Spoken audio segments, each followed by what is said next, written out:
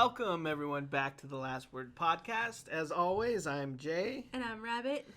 And thank you for listening. Thank you for being here with us on these journeys. We've been doing this since September.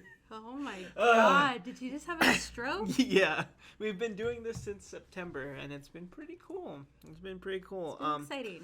But before we get into that, as always, please, reminder to like, comment, share, subscribe, follow, all those wonderful things. Check those marks and hearts and everything. Yeah, everything. The bells. Do everything. I don't know what else there Do is. what we're telling you. Do it now.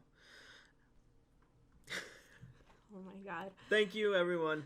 Of course, we appreciate it. We see it, and it means a lot to us. So thank you. But let's get into it a little bit, right? Oh, questions and concerns, business inquiries, lastwordapparel@gmail.com. Thank you. Just a quick reminder for everybody. Anyway, let's get into it. How are you doing? I'm doing pretty good. This might be a slightly caffeine-fueled podcast. If they couldn't tell already from my intro. Yeah, he's had 2 sips of coffee. I've had 2 sips of coffee and I am flying. I don't really drink coffee. Yeah, I couldn't imagine him taking speed or something. He would probably be I would dead. die. I would die. But it's been good. It's been a good week and better than last week and all the stuff we had to do.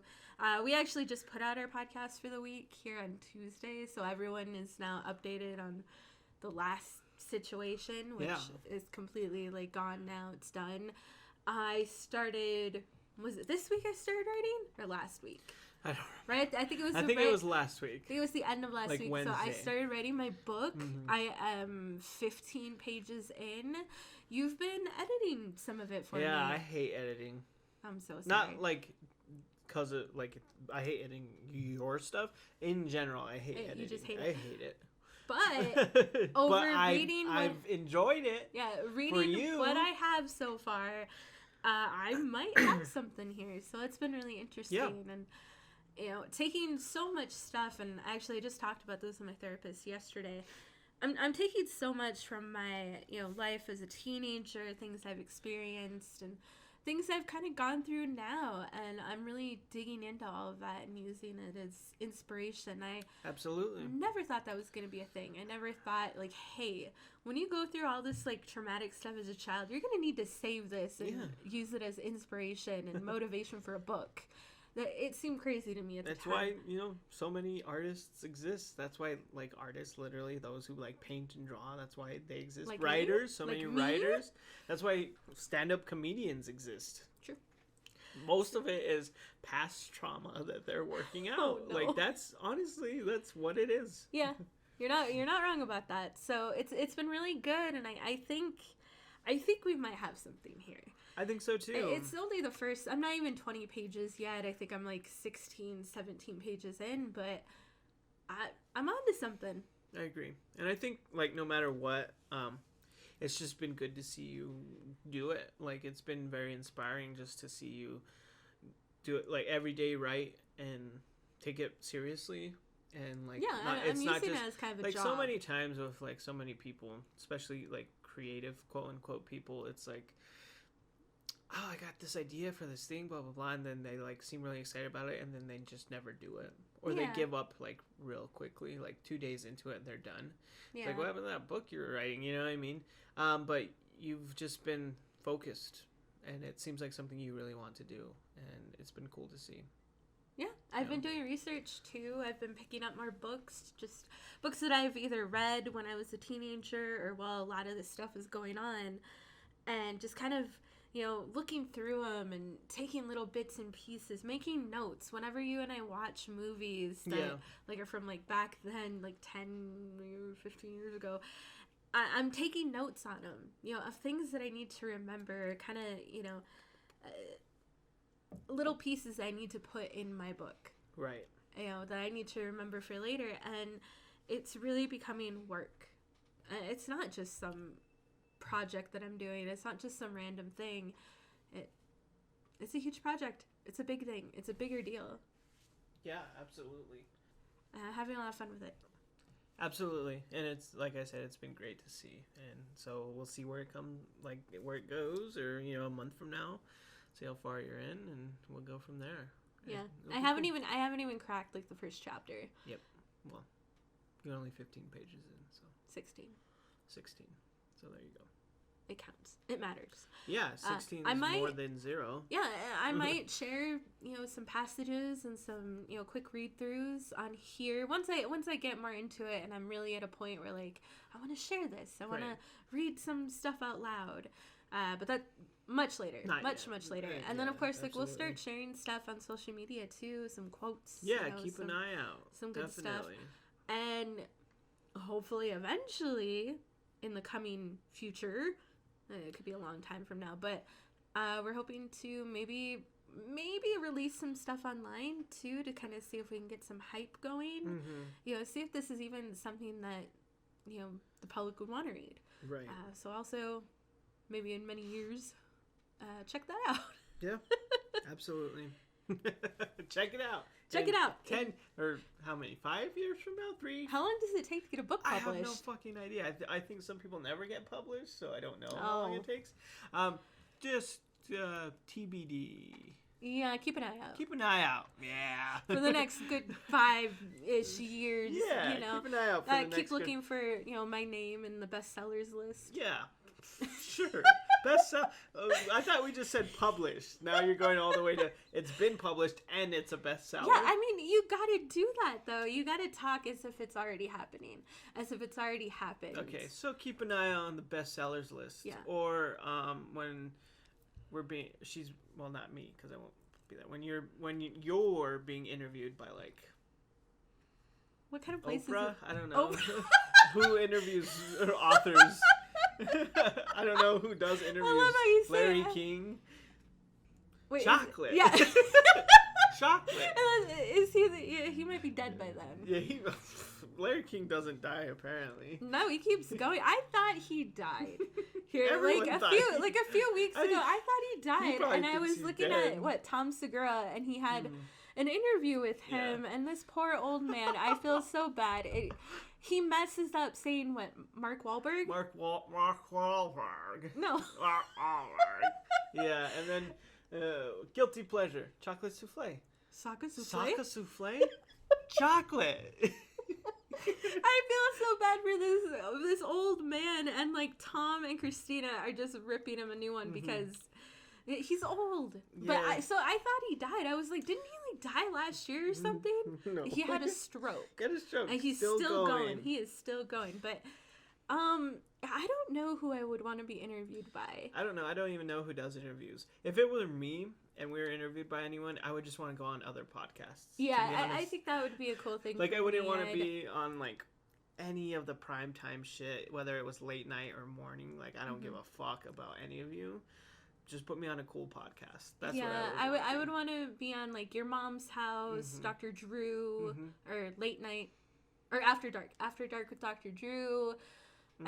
Maybe like Good Mythical Morning, stuff like that. Yeah. Like I definitely wouldn't go for the TV shows, cable, satellite shit. Like no. Or I would do NPR for sure. What's that? NPR? Yeah. National Public Radio. I don't know what that is. Okay. Please share. I don't know how else to explain it.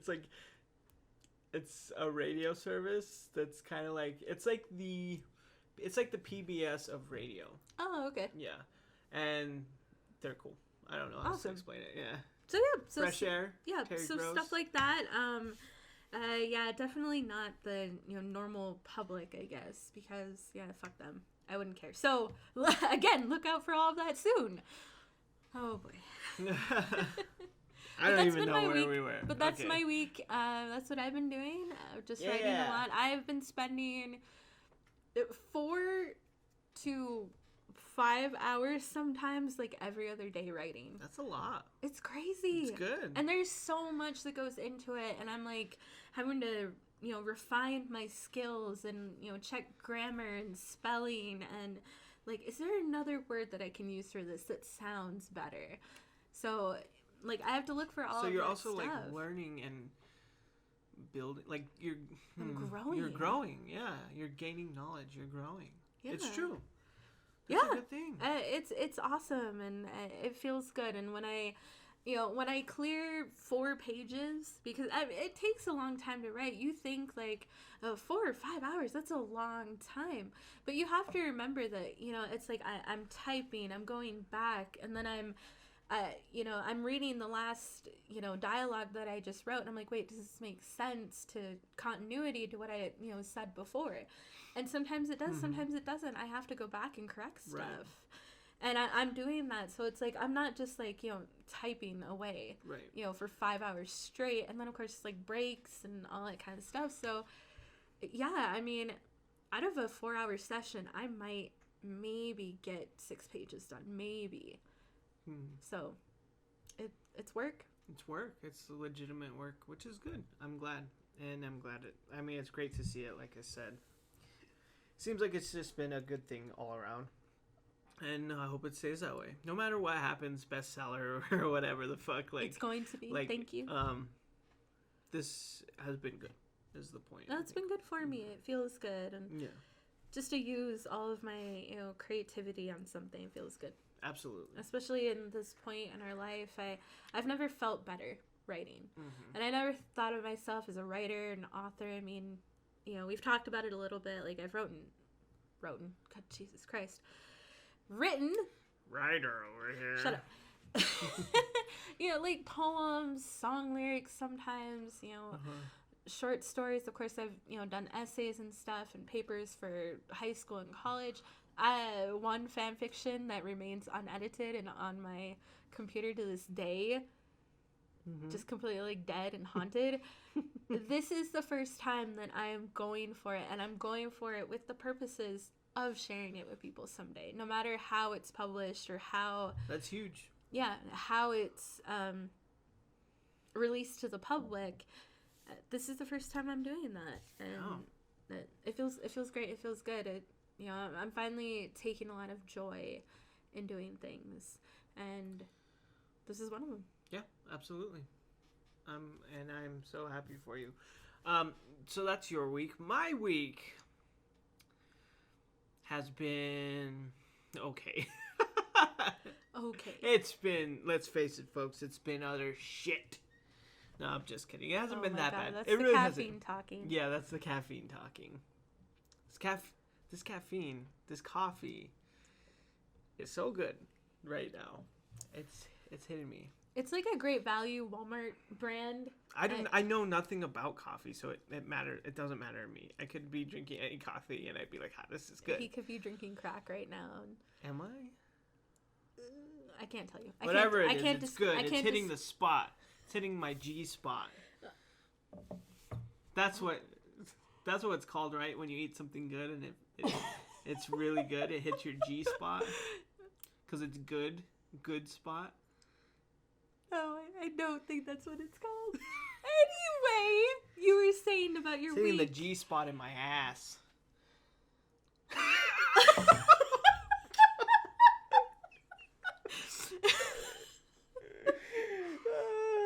Oh no. Okay, guys, we're gonna back it up for a minute. Let us work this out internally. Oh, no. Yeah, so my week it's been all right. Like, it's been a lot of struggle. Don't look at me like that. we told you. Don't look at me like that. We told you in the beginning that this is going to be a caffeine-induced podcast, and well, now you're seeing it, folks. 14 minutes in. Yeah, you should move that, yep. And I won't drink it anymore. It's been fine. We haven't had a bad week. It's actually been kind of normal. Finally. Kind of, yeah, exactly. Like, with what we talked about last week, with like work and everything happening there, and me needing to find a new job. It's like I've actually been in the process of looking for jobs and shit like that, which has been going okay. I've been applying fucking everywhere.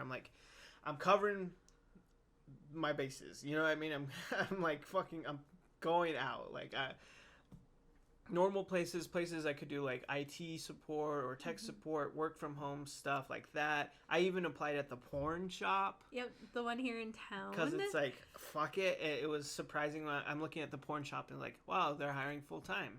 I don't get that. Oh, they pay more than what I'm working now. What the fuck? So to sell sex toys and sex paraphernalia. Yeah, porn.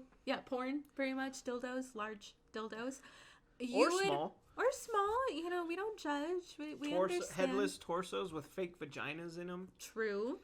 You would actually get paid more than fixing iPhones, iPads, and computers all day. I'm working for essentially $2 billion companies. I'm literally physically fixing Apple devices, and I would be making more at the porn shop. Yep.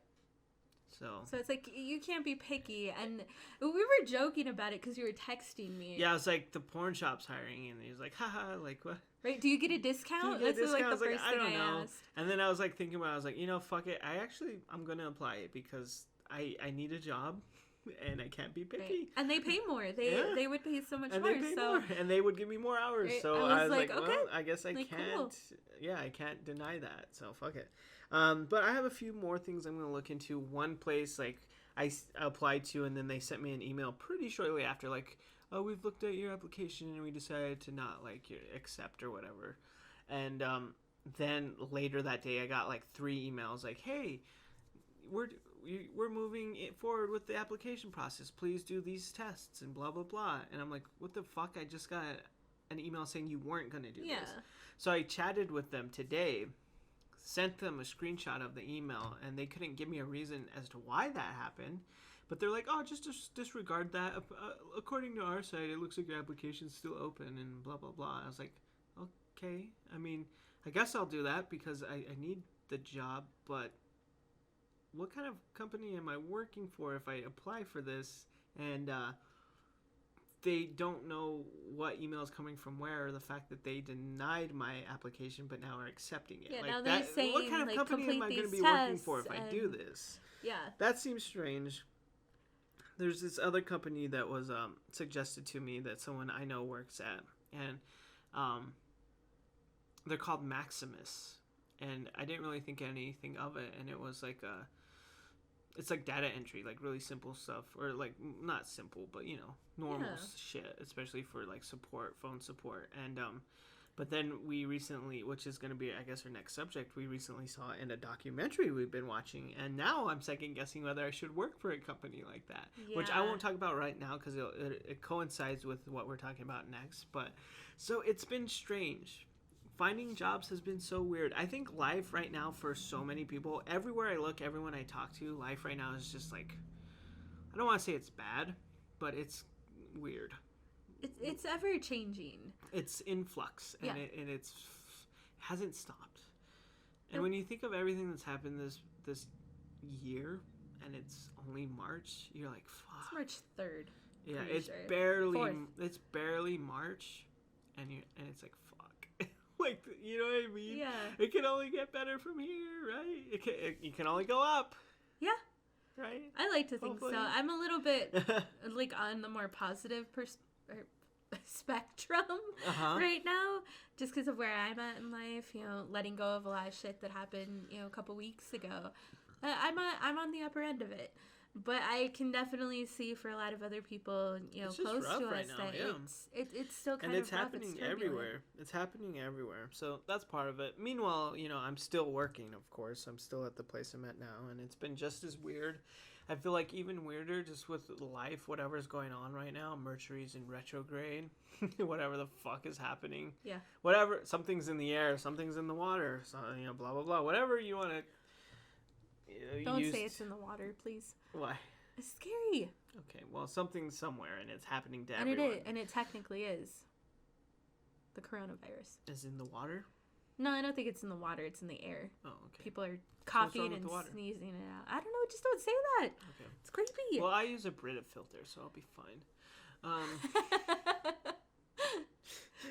Yeah. Okay. Anyway, so... Yeah, whatever the fuck you want to use to explain it, something's happening. And so I feel like customers have been even more strange because of that. Like Monday, I had a lady come in and she was rude, but just the typical rude. Not that it's okay, but she was, rude. She was rude and, entitled, and she wanted things done now. And, I got the gist of what she needed to do, restore the phone, pretty simple. And I was just over it. Like, I was like, okay, you're rude. I don't want to talk to you anymore. Okay, let me just restore this. You don't have to sit here or stand here. You can go over there to the cafe. Leave me alone, And then so I restored it. And then I did that, and she was able to get into her phone. And she was rude. Half an hour later, she comes back to pick it up. She's able to get into her phone. She freaks out, but not in a rude way. Well, it was rude, but not in an angry way. She goes, oh my God, thank you. And then she hugs me. And not just like a side hug or like a pat on the shoulder. Yeah. She like wraps me in her arms, presses her head on mine, and just holds me there, saying, thank you. And I'm like, what the fuck are you doing? And that's the thing. I am a cuddly person. I love cuddles. I love hugs. You're just a giant fuzzy bear. I am. I'm like a dog. You know what I mean? I love hugs. I love giving hugs. I love that. But I did not love that. Yeah. You didn't want it from her. Oh my God. I didn't want it from her. It's like, not only are you a stranger, but you were fucking rude to me. I don't want you touching me. You know what I mean? And not only was it like I said, it wasn't just like a side hug or some bullshit like that. It was like this full on. It was so inappropriate and disgusting, and I hated it so much. Wait, did she smell nice? I don't remember. You don't remember? Oh God. I mean, I would have remembered if she smelled bad. That's true. At least there's that. But I really don't remember. It's just, it was horrible. I hated it, and I felt so gross after. It was just... Yeah, that makes a lot of sense. Yeah, I don't like when strangers hug me or touch me. Mm-hmm. It's weird. Yeah. Well, you don't like when normal people hug you and touch you. Yeah, I do. No, you don't. You don't even like when I hug you, so... Shut up. I love when you hug me. No cuddle. We have a dog that sleeps between us, and he almost absolutely refuses. He cuddles with me. Well, actually, he doesn't. No one cuddles with me. Oh my God. Anyway.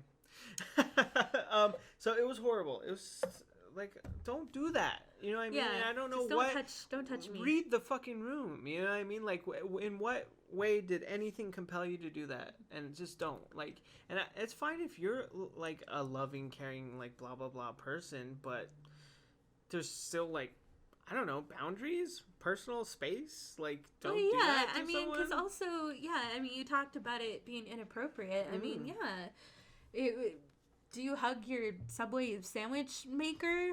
Do you hug your computer repair person? Well, you are that person. Yeah. You are that person.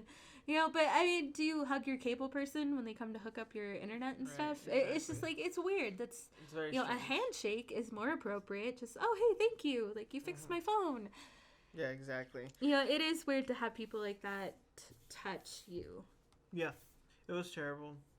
And then today I had a customer come in, and I explained this to you already, but like, you told me when you got home from work. Explain, like, it was someone who saw things on their phone and didn't know what they were, so they thought it was something bad. Like, they thought there was something wrong with their phone just because they didn't know what certain things were. Yeah.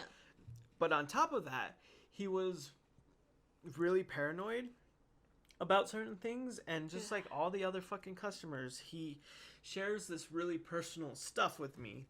Yes, which we talked about. That I don't know what to do with. He kept telling me that his wife died.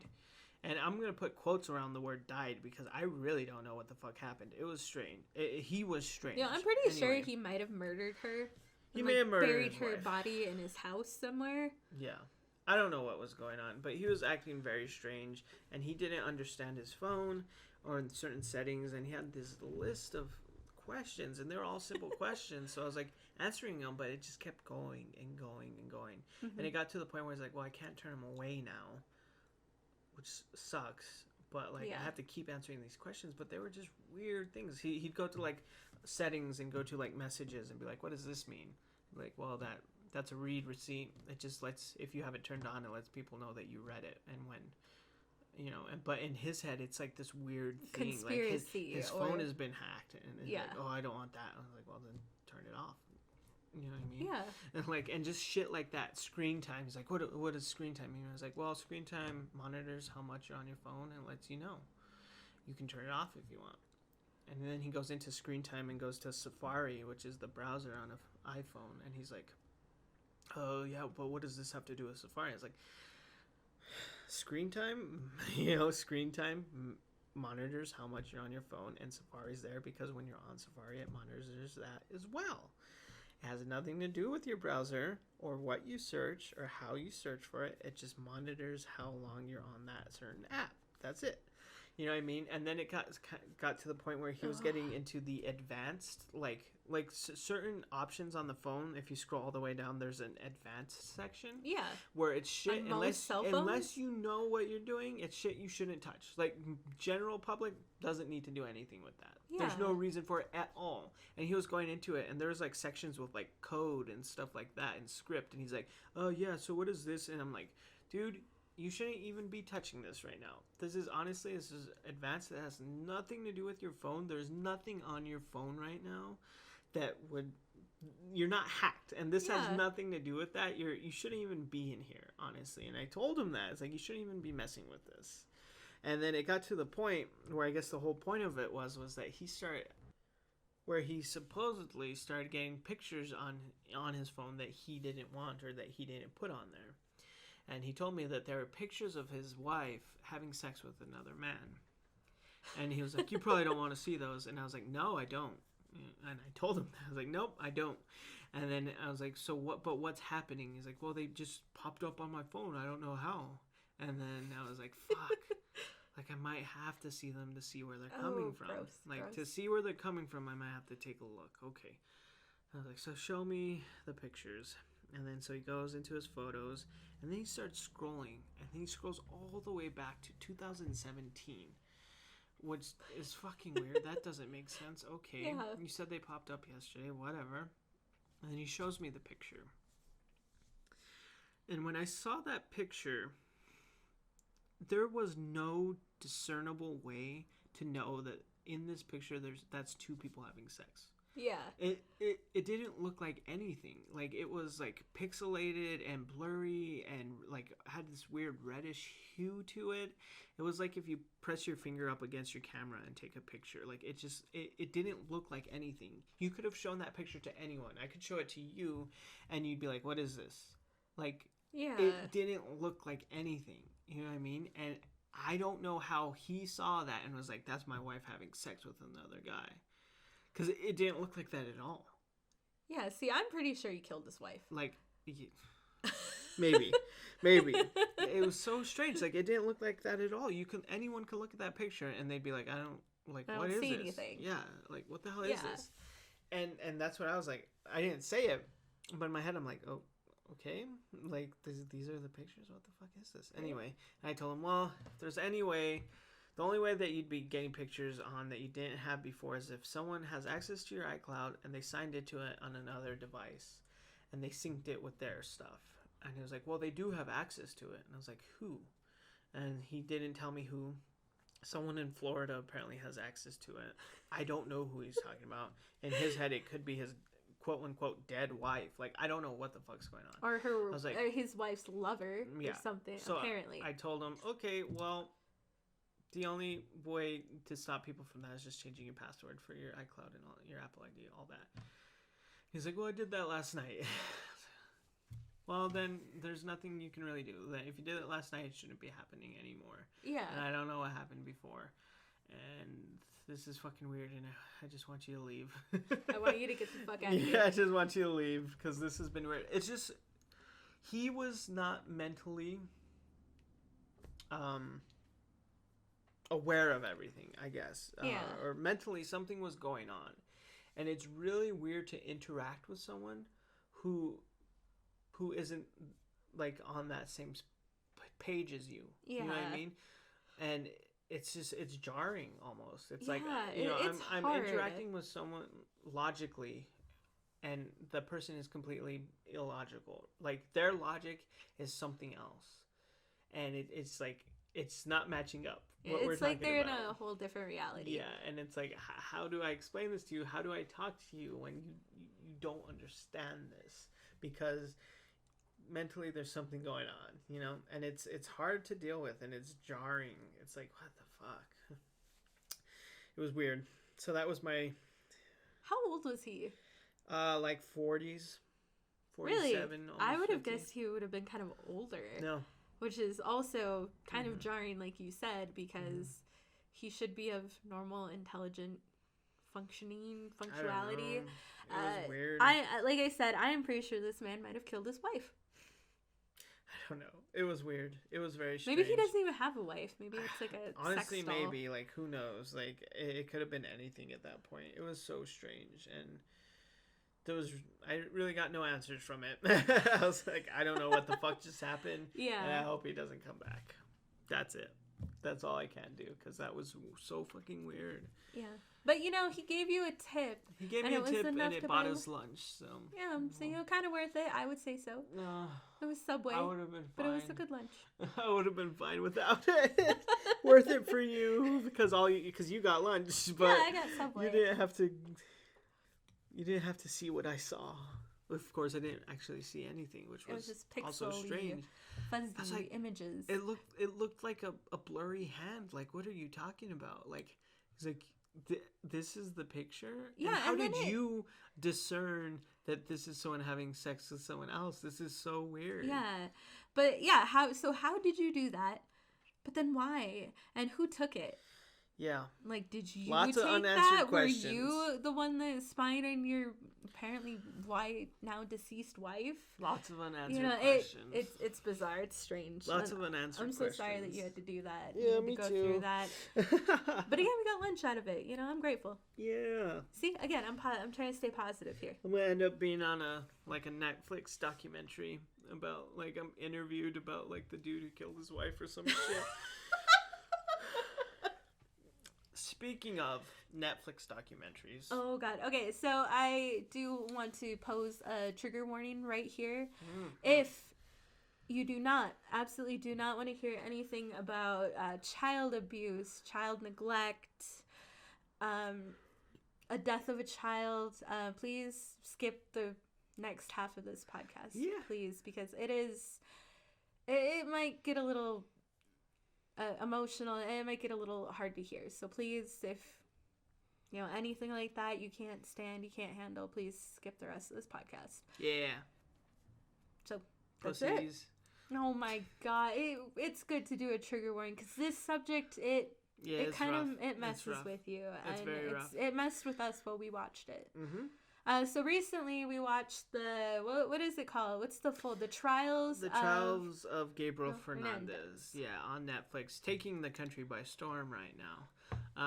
Well, I've watched so many of our friends talk about it, and a lot of our friends with children. Yeah. Which, of course, like, that's gonna hit them a lot harder. But when we first saw it, we were like, "Oh my God, this looks good." It looks good. I didn't know that my initial thought was like, "This looks rough. Like, this is gonna suck." Yeah. But I didn't know that they were going to go so deep into it. I was a little bit more on the naive side, that it's mostly about the trial. And not, like, the crime. Yeah, or but then they death. also were talking about the social workers and stuff. And that's more so what I thought it was going to be.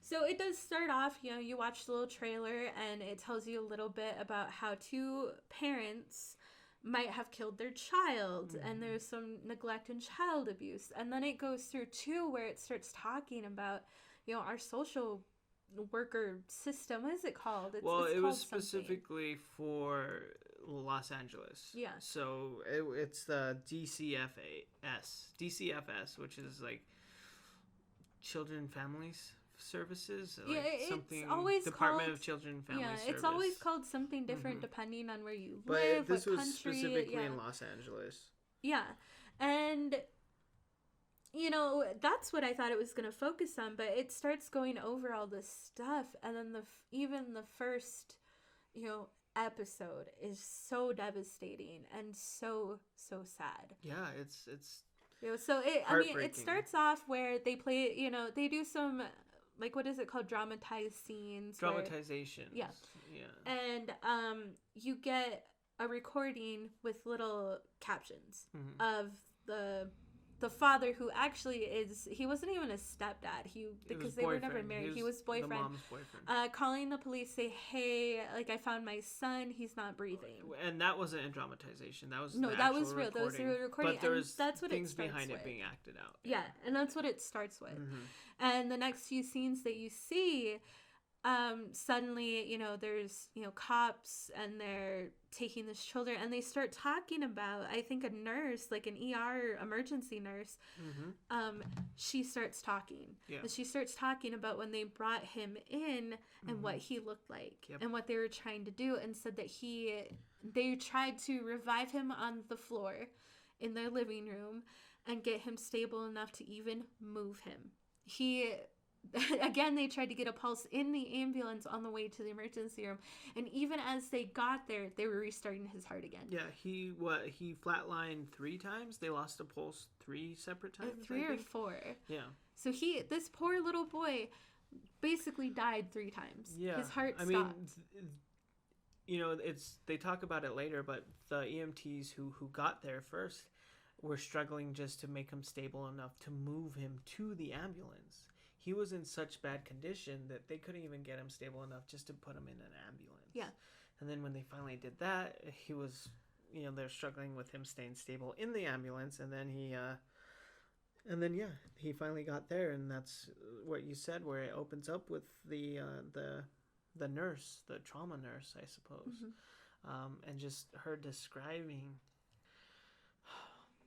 just a heartbreaking scene. She starts going into what he looked like, not just his current condition, because obviously, like, he's had some sort of head trauma, but she starts going into the marks on his bodies and the things that now that, like, they're doing so much work on him, they can see, cigarette burns and scars and what might look like a rash. The more they're working on it, the more they're seeing what's wrong. At first, it's like, oh, he's been hit in the head, he wasn't breathing. But yeah, like you just said, then they start noticing more things. They start noticing cigarette burns and something on the chin, stuff on the head. Like the forehead, the ligature marks, like he was tied up in his ankles multiple times. There was BB pellets in him, in his crotch and in his thighs from someone shooting him with a BB gun. Yeah, so it goes into this, and she specifically kind of continues to go into this, just this horrible description of a child. Yeah. And later on in the documentary, they start showing pictures, and just like every time we saw them, we just looked at this horribly beaten little boy. Yep. Like, he doesn't even look like a kid. I don't even know how you describe him. It's something you could only see, Yeah, and this kind of thing. And it's rough. It's so rough. So anyway, it that leads us into that's the catalyst. That's what starts everything, the death of this kid. And, after that, there's the questions of, like, how did this happen? Who, at what point, like, did no one say anything? Was this just a freak accident? Like, what happened? Yeah. And then you start learning more and more that he was abused for months. For a very long time. And the more you start learning, the more you start realizing how many people failed him. So we end up meeting, he's the prosecutor? He's the prosecutor for, like, the state. He's the prosecuting attorney for the state, and the district attorney of Los Angeles decided to not just prosecute the parents, but there's 4 social workers also that were involved that didn't do their jobs, and they decided to prosecute them as well, which is pretty unheard of. That's never been done, like, ever. Yeah. Social workers have never been held accountable for something like this, but this kid was dead, and they wanted to hold someone accountable. Yeah, I mean, not just the parents or the mom and the stepdad. Yeah. So you meet the prosecutor, the lawyer, and he's the one who has the trial against the I guess the mom and the boyfriend. Yep. And you meet him. Seems like a good guy. He And seems then like a great you also person. start to learn. First, you see him that he has a family and a kid, and it just like breaks your heart. But then you learn that he had a abusive childhood as well. An abusive father. And because of that, an abusive childhood. Yeah. And so like it hits very close to home for him and why he's doing all this stuff. And it's quite a roller coaster ride. Yeah.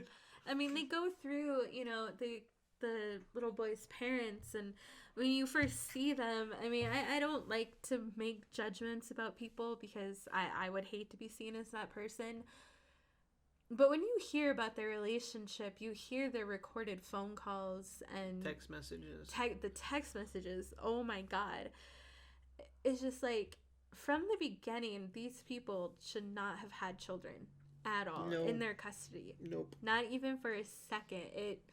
Like, I hate to say this, but I think my mother would at least agree.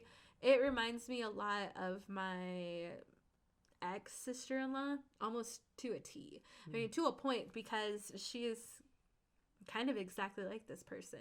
I wouldn't have been surprised. Well, I would have been really fucking angry had it happened, and I probably would have killed her myself. But I wouldn't have been surprised if she had had any more children in her custody, that this wouldn't have ended up the same. Right. That she wouldn't have, like, she would have ended up doing this to, like, my nephews or something. Because that's how similar they are. So you get a look at the parents, and you get a look at, their history, and that she was abused and sexually abused for years, and she had started doing drugs when she was 11. Really young. Drugs and drinking when she was really young. And that she doesn't have the mental capacity to do a lot of things. Yeah. And, I mean, I feel bad for her in that regard. I don't feel bad for her for anything else, that she had been through, or she's going through, or she went through in this trial for killing her son.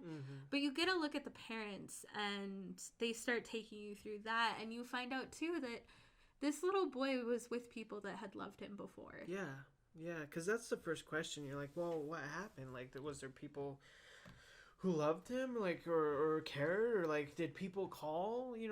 Was it just completely unheard of? But he was in care of a lot of people who loved him before he went back to her.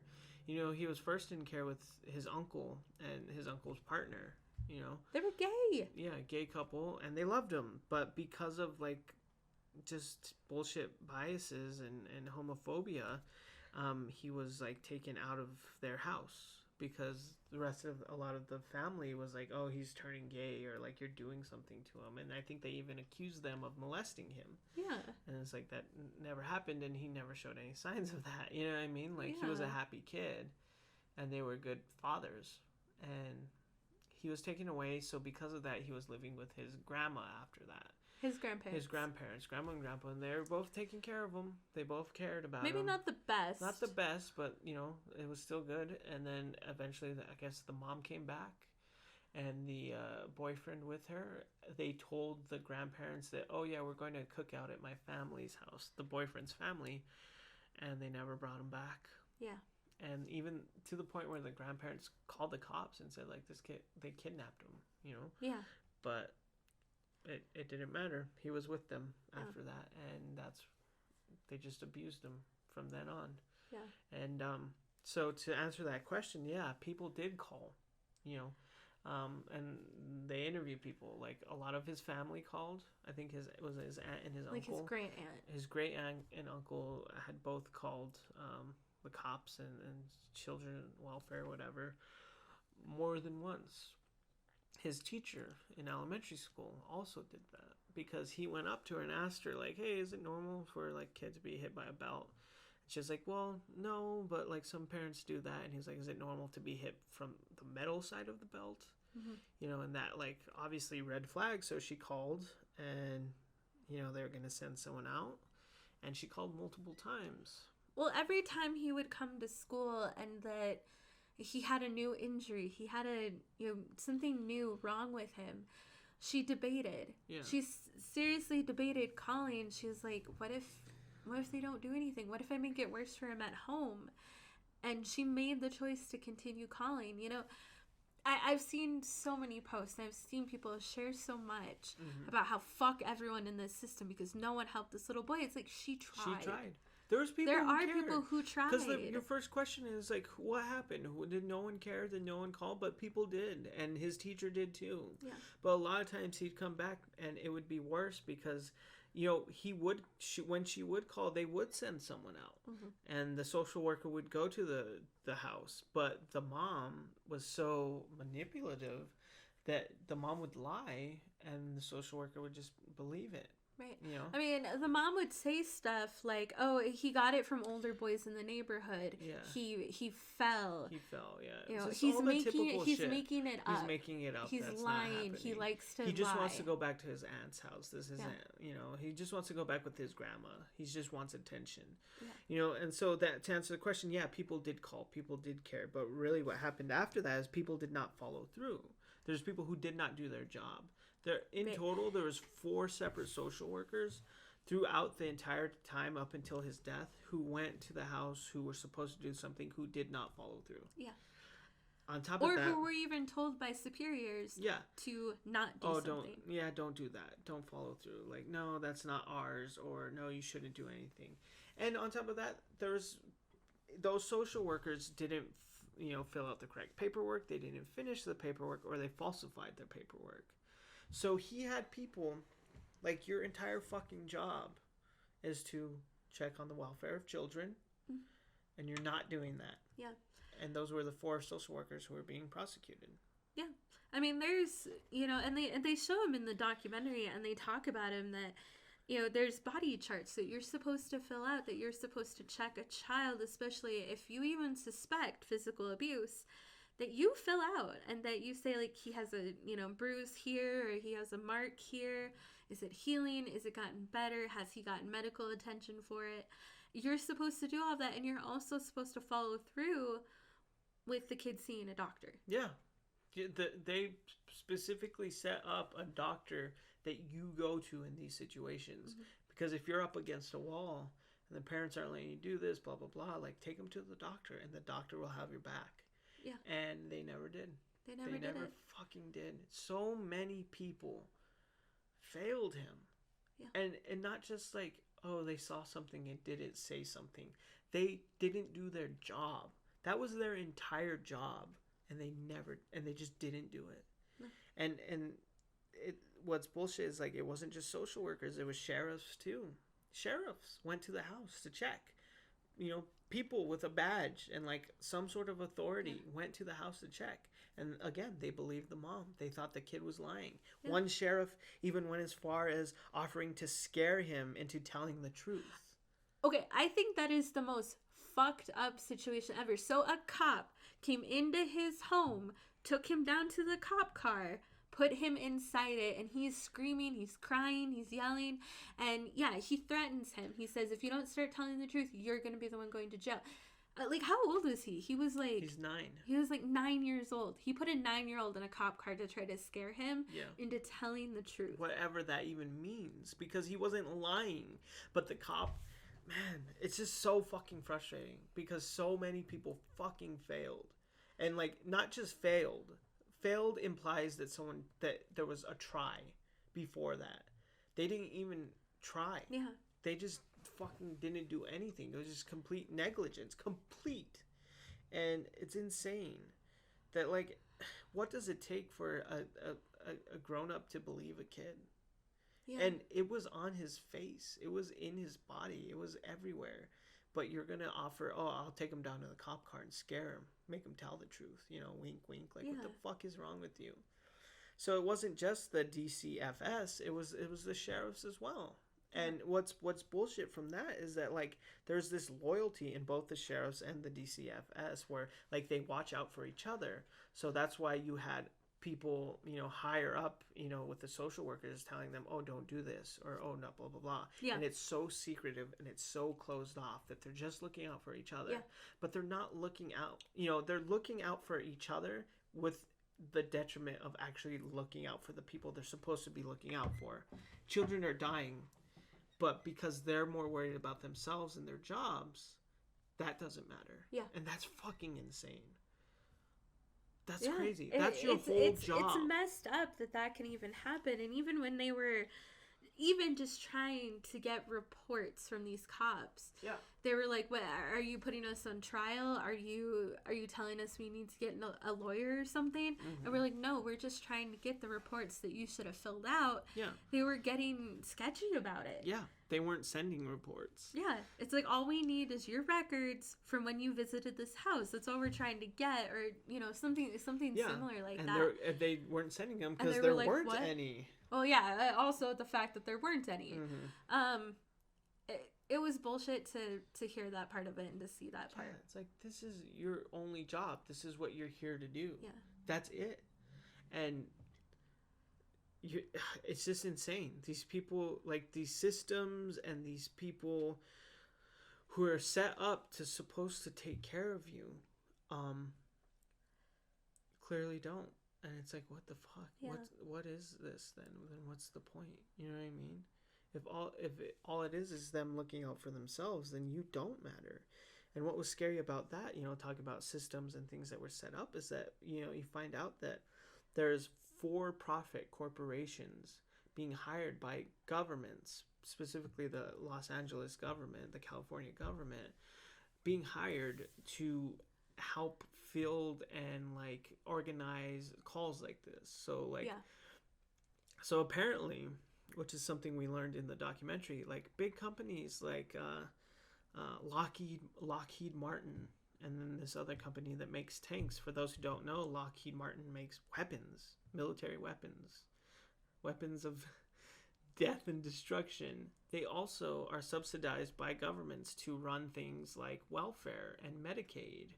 Yep. And child safety things and stuff like that. Family services. That's kind of fucked up. Right, when you look at that, and, like, we found that out, we were both looking at each other like, what the fuck? Yeah.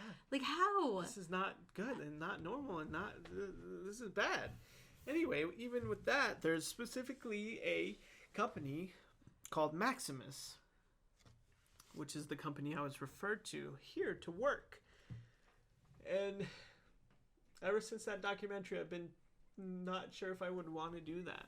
Yeah. Because Maximus specifically is a for-profit corporation that's being used for government things like child welfare and Medicaid and all that shit, like we just said. And it just seems like there's something inherently wrong with that. Like, that doesn't add up.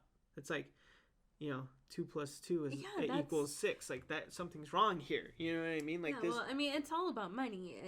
Well, and that's the problem, is that for these corporations, for a company like Maximus, like, even in their like their company, like, whatever it is, statements and shit, like, they refer to these people, you know, people who need aid, whatever it is, Medicaid, welfare, food stamps, you know, child services. They're referring to these people as commodities. Yeah. And they aren't people.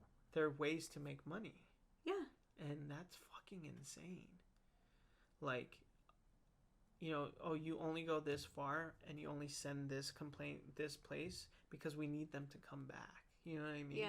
Like, when, personally, it's hard to see myself working for a company or a corporation that sees people,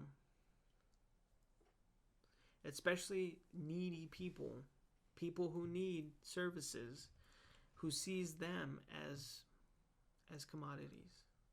Yeah. And that's fucked up. And after we saw that, I was like, oh no. Yeah, I don't know if I want to work for this company. I mean, like, how do you feel about it? Like, no, would you want me to apply to that place? Like, I mean, if it's the last resort, if we have no other choice, maybe. But no, I understand, like, the fear, the idea that there's a company in our town that has even, like, the slightest connection to something like that. Mm-hmm. It's scary. And it's fucked up. And then it's like, I wonder what companies are funding, you know, our food stamp program or SNAP and Medicaid and Medicare here. Mm-hmm. Like, it's messed up. And no, I don't like it. And I don't like being seen or even thinking that, those companies could be running our government right now. Yeah. Or at least local government in New Mexico. Well, and specifically like things like aid, like food stamps and Medicaid and Medicare and, health services, mental health services, child well-being. Like, that's fucking insane. I don't like that thought. And I don't, I'm a conspiracy theorist, anarchist, all that shit. I don't like that thought. It scares me. It just seems wrong.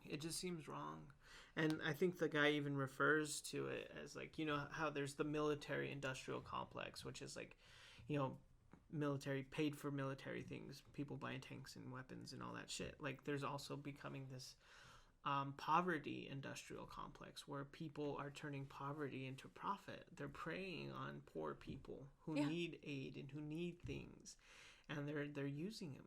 And that's just fucked up.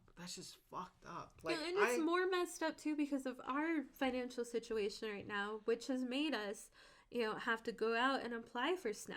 Mm-hmm. Otherwise, we're not going to make it. And then it worries me about what's coming next for us. Yeah, it's fucked up, and like I am not ignorant to the fact that like I'm, in some way working for Apple, which is not which is just fucked up. Essentially any corporation is like a bad thing. It's there's skeletons in the closet somewhere, But like a corporation that's blatantly preying on people who need the most help just seems wrong. It just seems wrong, and it feels wrong. And that's the state of our world. Yeah. But to go back to the point, I guess, for the story itself, is you start learning all this stuff. You start learning of the people and the systems that failed him. And in the end, he was dead. Prosecution did their job. They did what they're supposed to do. The mother gets, life in prison without parole or some shit? So they put the stepdad or the boyfriend on trial first. Of course, found him guilty. And the more and more you find out is he pretty much, and it was kind of confirmed by Gabriel's older siblings, that he had hit Gabriel in the head with like a baseball bat. Yep. And in the gut, and then like he fell a little far and he never got up. Yep. And he tried to put him in the shower again to wake him up. He came in. He asked the kids to bring. Or no, did he do it? I think he might have. He carried him into the living room, and that's where he was. Yep. And of course, like there was plenty of evidence to to support this, and they convicted him. Mm-hmm. But then there's the second half too, which was its own separate thing. That now they have to all agree. It has to be unanimous to decide to serve the death penalty. And when they were even going through some of their, opinions and their thoughts on it, they did it. So he was sentenced. In the end, he was convicted and sentenced to death. I don't know if they carried that out yet. Sometimes it can take years. Oh, it takes more than years. Sometimes I guess sometimes depends. It can be quick, but most of the time, typically, it takes forever. A lot of death row inmates don't even make it there. Mm-hmm. They die of old age or other natural causes before. Right. And then the mom, her trial was second, but as she, I'm sure heard and she knew of her, her boyfriend's conviction, she immediately took a plea deal. She took a deal, yeah. Because she was stupid enough to think that she'd be able to get through it and not be convicted. But once she saw that he was convicted and sentenced to death, she was like, fuck. And she took a deal. She took a deal immediately. Mm-hmm. And so she got life in prison without the possibility of parole. I don't know if many other people know this or who are into true crime. I had some prisoner pen pals at some point too because I wanted to learn more about the system. Life in prison doesn't necessarily mean you spend the rest of your life in prison. More than likely, it just means, what you would call 25 to life. Right. So if you serve, 20, it can even be like 10 years, 15 years, 25, And then you start getting the possibility where you can get parole. So if someone says, oh, I was sentenced to a life sentence, it's more of a general term. I don't know, like, the lawyer terms or anything like that. It's possible you'd be in there for life, but you get the option of parole, which means you get the option to eventually leave. Right. Maybe. I think it's like every 10 years or so, or even less. Again, it also depends prison by prison. Right. Where you go in. And on the inmate. And the inmate, too, you know, if he's doing what he's supposed to, if he's rehabilitated, you know, all that kind of stuff. So that means that there's a possibility you could get out. So if you're, you know, 15 convicted of a crime, you could get out when you're 30 or 40 and you still have the, quote, rest of your life. But that's not the case if you don't have parole. And that's what, you know, a life sentence without the possibility of parole means. Yeah. You'll never get out. Ever. You're in for life. You're in for life. Yeah. And so those are the differences. And I just, like, I'm glad she took the deal, but I think it was a coward's way out because she knew that she would have been convicted and sentenced to death, too. Yeah, of course. So, absolutely. I think they would have been, I think, much harsher on the mom. Because just in general, like, I think in whether it's a stereotype or not, but just in, like, inherently in our minds and maybe even, like, evolutionary, it's like the mom is the one who's supposed to care the most. So when a mom kills her own child, like, there's, like, this social, like, and whatever evolutionary something where it's like you're gonna get everything bad. You know what I mean? You do not deserve your own life. Yeah. Mm-hmm. Yeah, so she was convicted, and I've never felt so much relief. Yeah. It's unfortunate. You know, it's so weird, because, like, the death penalty is a weird thing, and we probably won't get into that right now. But honestly, in my gut, or my anger, or whatever that feeling is like, I thought, fuck that. The ones who should be sentenced to death are the fucking people, like the social workers, the sheriffs, the people who didn't do their jobs. Yeah. Like it's weird. It's like the mom and the dad and the boyfriend. I keep saying the dad. The mom and the boyfriend were monsters. Yeah. But they were gonna do what monsters do. Yeah. So who's supposed to protect us from the monsters? You know what I mean? Mm-hmm. And those were the social workers. Those were the sheriffs. And those were the ones who didn't. Yeah. And those are the ones who should be punished the most. And they weren't. No. And at the end of it, and in the end, like, the last, like, you know, even 15 minutes of the documentary is their case was dismissed. Yeah. Fuck them. Fuck that. Yeah. What's also messed up, I mean, speaking of the dad, is the biological father of all three children actually testified.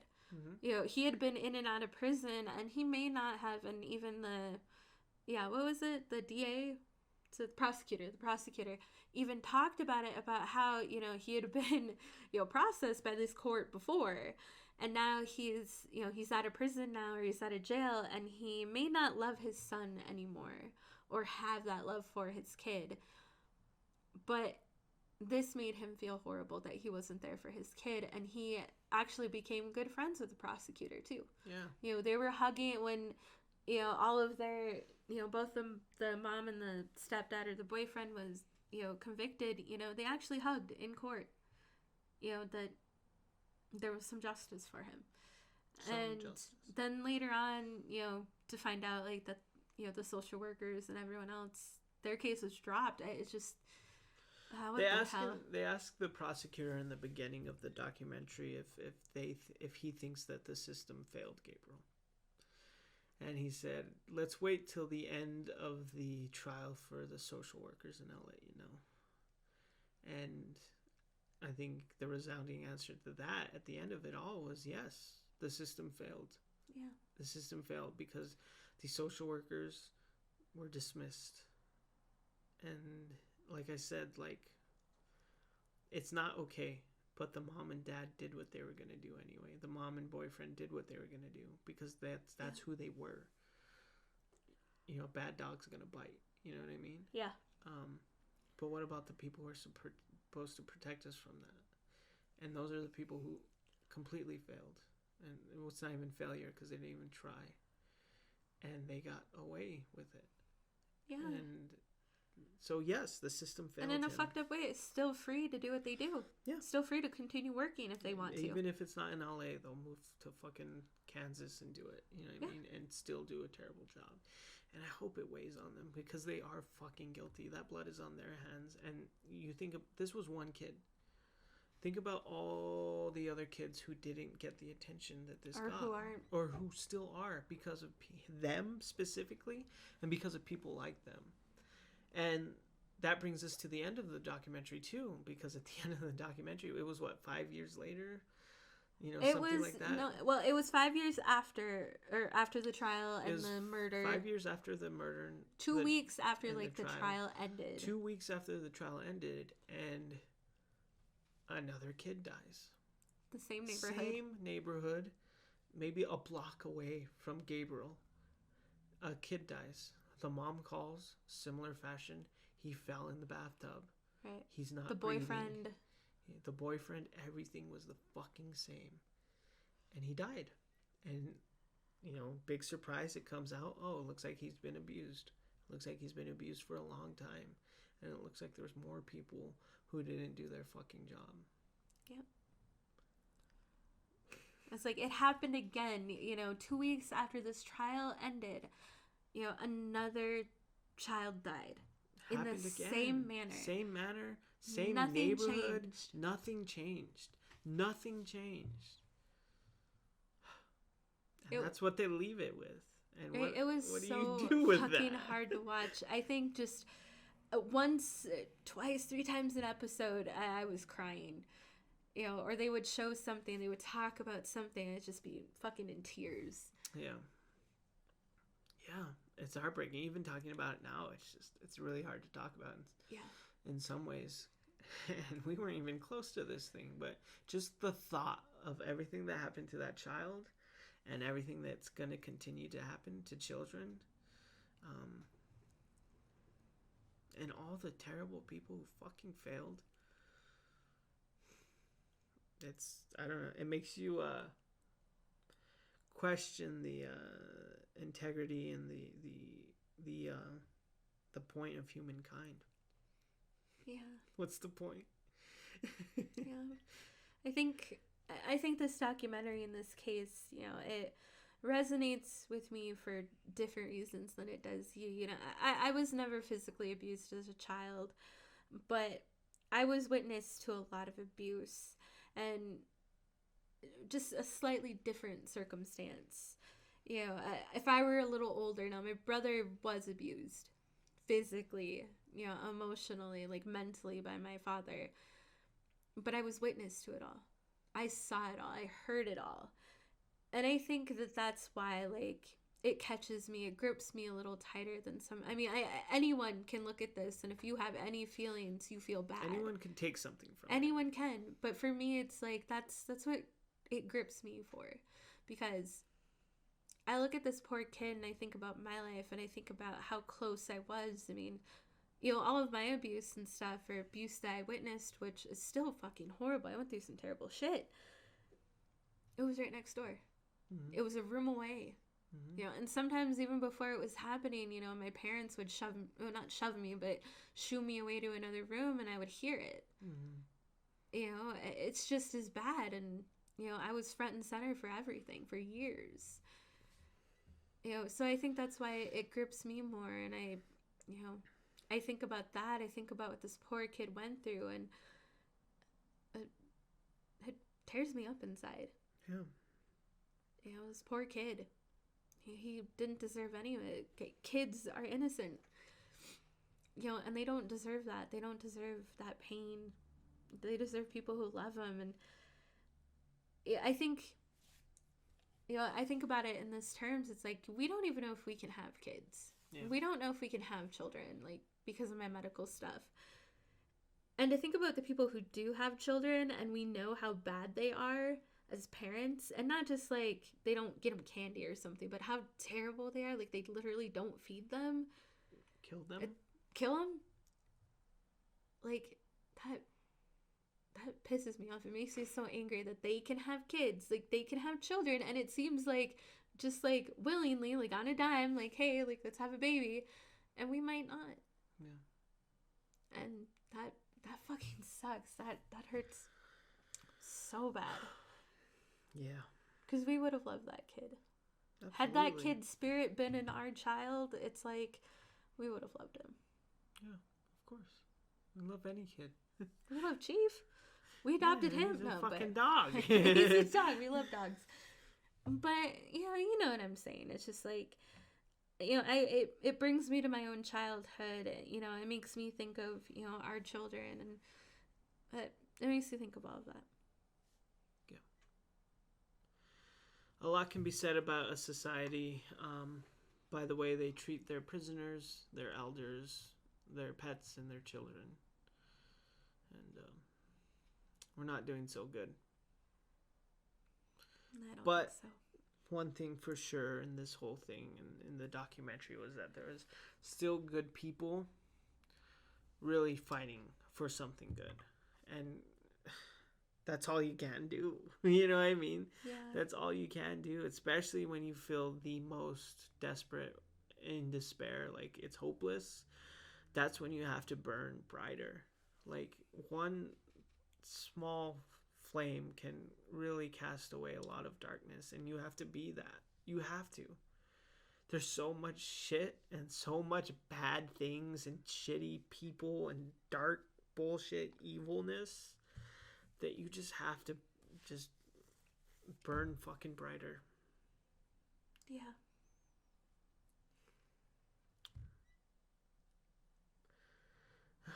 Well, on that note, there is no positive note unless that was it. I love you guys. I love you very much.